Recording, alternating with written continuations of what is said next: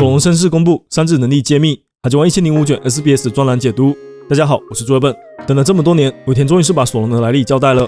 这次的漫画单行本105卷 SBS 有不少干货内容，算是把和之国篇留下了一些疑问解决了，相当值得一看。此次汉化情报来自 Talk OP 论坛，感谢汉化组小伙伴们的分享。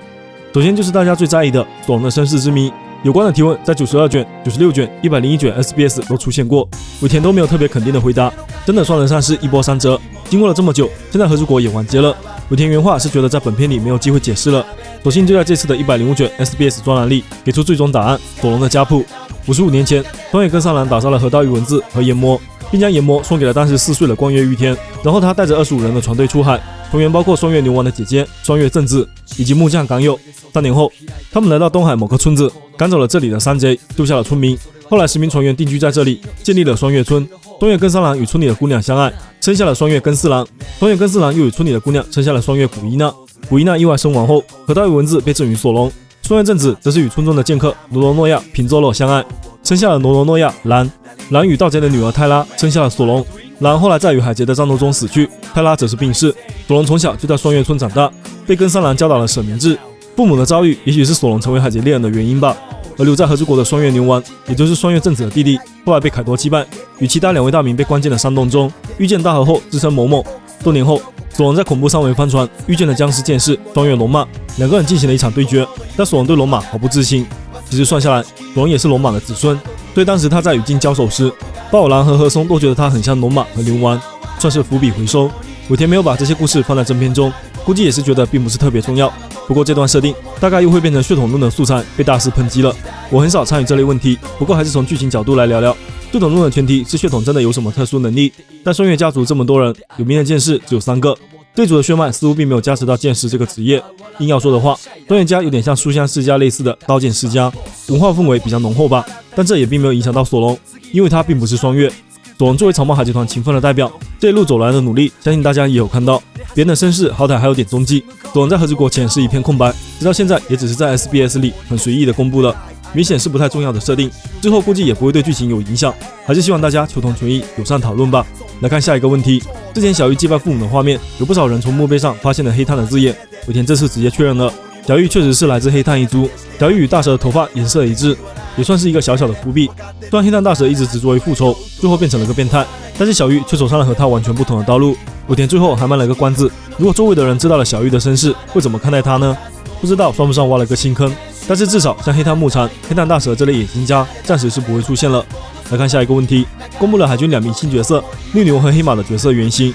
绿牛的原型即是日本著名演员原田芳雄，这点当时也有不少小伙伴发现了，里面海军大将都是已故的日本著名演员作为原型，算是一种致敬。海军犯罪搜查局的黑马天正原型为小林旭，也是目前日本著名的演员和歌手。来看下一个问题，有小朋友读者希望和之国那些吃了失败的 Smile 果实的人们可以恢复正常，有微笑实在太可怜了，还特别提到了基拉，希望乔巴可以做出治好他们的药。尾田表示很感谢他的善良，然后拒绝了，理由是乔巴还没有能力做出解药，世上也有些事是无可奈何的，看来这件事也是其中之一。好家伙，直接宣布没救了。关于基拉，尾田其实是故意设计这种变化。基拉变得只会笑后，记得海贼团的人决定将自己变成一个开朗的海贼团来配合基拉大哥。当时看到这里的时候，确实是觉得很有趣，也很有爱。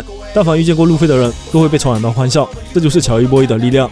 下一个问题，后来成为伙伴的几个人有罗宾、弗兰奇、布鲁克和圣拼，有没有从老成员那里听说以前在东海的冒险故事，或者是其他发生过的经历呢？这算是一个草帽团日常的问题吧。尾田从角色的性格稍微回答了一下，路飞索隆不会特意提起过去的事情，那美三智乔巴的话，如果被问到的话就会说，卢索普的话没有人问也会说的，但因为成人组能够看穿谎言，所以对于在意的事情都是去询问娜美、三智、乔巴，果然真诚才是必杀技。尾田最后补了一句，基本上草帽一伙的大多数人不会在意别人的过去。下一个问题关于三智，在之前1031话中，三智的眉毛方向反了，1044话中又变回去了。当时围绕这个奇怪的变化，大家还讨论了很多，尾田也是确认了这是有意为之。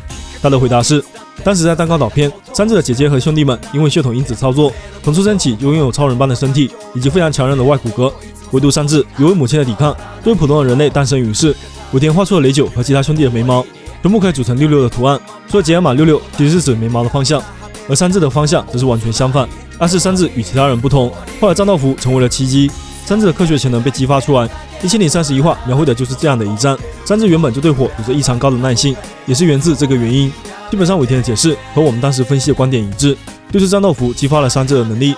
不过这次尾田并没有解释为什么山治没有丢失情感，也许是准备留到后面的正片里来交代。下一个问题，读者提问在1045话里，凯多说了绘画故事，那么在 OP 世界里有漫画存在吗？凯多有没有看过《One Piece》？讲真，要是凯多看过，一定不会选择跟路飞打。尾田回答是，绘本和绘画故事会出现在 OP 世界里，绘画故事就像是这个世界的漫画，只不过没有漫画那样的对话框。还列举了 OP 世界里著名的绘画故事：海上战士索拉、火之狗、宝可 A 梦、气猴猪、大丸子。好家伙，这是分别致敬了现实中的火之鸟、宝可梦、哆啦 A 梦、七龙珠、樱桃小丸子这些经典漫画。尾田真会玩啊！那么以上就是本期105卷 SBS 专栏的情报解读啦。本次放出的情报里没有那些奇怪的问题，还真有点不习惯。之后如果有新的重要情报更新，我会补充在评论区，欢迎在评论区和大家分享你的看法哦。我是朱尔本，下期见啦！